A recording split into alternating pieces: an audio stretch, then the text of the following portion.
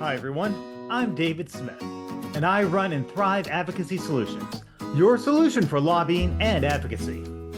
Before launching this firm, I was leading advocates in Virginia, and we brought real changes to our criminal justice system. I also worked for Delegate Kay Corey, where I ran her commerce and energy docket. Now, I'm bringing what I've learned through mentors and hard knocks to you. Welcome to Better Advocacy in 10 minutes or less. Ooh, I think I kind of like that one. A series of videos helping you become a better advocate so you can turn your passion into policy. Today, we're going to talk about the power of being kind. Wait, being kind? Did I just stumble into some parallel world of a reincarnated Mr. Rogers where he's now everyone's favorite lobbyist? How can I be nice when I see the partisan hype on MSNBC and Fox News? How often do you hear advocates say, you're either with us or against us? Now, did you know that was a favorite saying of the Italian fascist Benito Mussolini? O con noi o contro di noi. Please, pardon my Italian, this is an advocacy training, not Duolingo. So if Mussolini is saying this, maybe it's advice we shouldn't follow.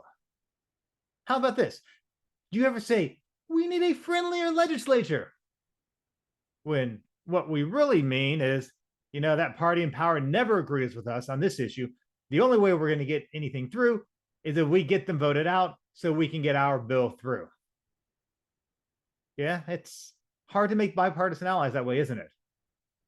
Personally, I'd rather see us educate and advocate with those legislators to get more allies on our side. Now, sure, there are some firebrands out there, but the reality is that most of that is made for the base hype. Most legislators have friends across the aisle. I worked for one of the most liberal delegates in the Virginia House, and her seatmate was one of the most conservative. And guess what? They got along just fine. Okay, maybe it didn't look like that, but you get the idea. You see, when you buy into the hype and attack the brand of politicians you see as your enemy, you cut off the chance to educate them and make them allies. So how do you make allies? By changing your perspective and being kind. So what does this look like? We're not sitting around with our feet in a little tub on a hot day. No, that actually might not be a bad idea. But what we do then instead is treat every no vote as an opportunity to build a relationship and educate. You reach out to those legislators to share your story, not attack their vote or values. You share that nonpartisan research that supports your point, that supports your position, your bill. You also have to make sure you watch your words in the press and in public statements. Don't attack generalities. All Republicans are like this. All Democrats are like this. Every liberal does this. Every conservative is against this in the press. When you do that, you make your issue a partisan issue. And that means it's harder to create allies. You want to choose your words wisely. Compliment, or at least don't disparage, the people you're negotiating with to get your bill passed. Instead of saying they are wrong, say, we're having productive conversations and I'm sure that we'll find a solution. It's amazing what a few words in the press will do, how easily it is for them to sink strong negotiations. Next, find common ground. You may be miles apart on this bill, but you need to start somewhere if you want to get your bill passed. Find a place where you agree and build the relationship from there. There's likely at least one issue you have that common ground on.